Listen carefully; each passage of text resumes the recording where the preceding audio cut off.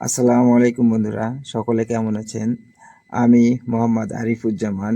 প্রতিদিনের মতো আজও আমি একটি বিষয় নিয়ে আপনাদের সামনে হাজির হয়েছি।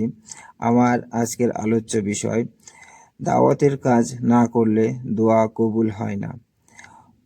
হযরত আয়েশা রাদিয়াল্লাহু তাআলা আনহু বলেন, একদিন হুজুরে পাক সাল্লাল্লাহু আলাইহি সাল্লাম আমার ঘরে এলেন।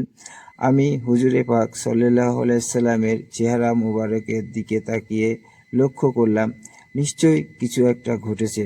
হুজুর সাল্লাল্লাহু আলাইহি সাল্লাম কারো সাথে কোনো কথা না বলে ওযু করে মসজিদের দিকে চলে গেলেন। আমি হুজুর সাল্লাল্লাহু আলাইহি সাল্লামের কথা শোনার জন্য ঘরের দেওয়ালে কান লাগিয়ে দাঁড়িয়ে গেলাম।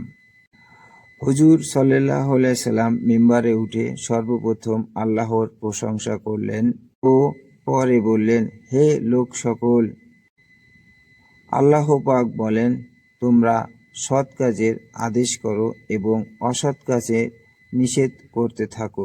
হয়তো এমন একটি সময় আসবে যখন তোমরা দোয়া করবে অথচ আমি তোমাদের সেই দোয়া কবুল করব না। তোমরা সওয়াল করবে কিন্তু আমি তা পূরণ করব না, এবং তোমরা তোমাদের শত্রুর হাত থেকে বাঁচার জন্য আমার কাছে সাহায্য চাইবে কিন্তু আমি সাহায্য করব না।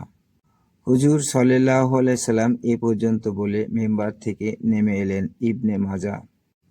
তো বন্ধুরা, আল্লাহ পাক যদি আমাদেরকে সাহায্য না করে থাকেন, আমাদের সওয়াল যদি পূরণ না করে থাকেন, এবং আমরা দোয়া করলে যদি আমাদের দোয়া কবুল না হয়ে থাকে, তাহলে আমরা কার কাছে সাহায্য চাইব? আমাদের তো সাহায্য চাওয়ার মতো তিনি ছাড়া আর কেউ নাই। মুমিনগণরা আল্লাহর কাছে যখন সাহায্য চাইবে, তখন অবশ্যই আল্লাহ মুমিনগণদের সাহায্য করবেন এবং তাদের আশা সওয়াল সব কিছুই পূরণ করবেন। সো মুমিনগণ হওয়ার জন্য অবশ্যই আমাদেরকে দাওয়াতের কাজ করতে হবে এবং নিয়মিত 5 ওয়াক্ত নামাজ পড়তে হবে। তো বন্ধুরা, আসুন আমরা নিয়মিত 5 ওয়াক্ত নামাজ পড়ি এবং আল্লাহর দেখানো পথে চলি। সকলে ভালো থাকবেন। আল্লাহ হাফেজ। আসসালামু আলাইকুম।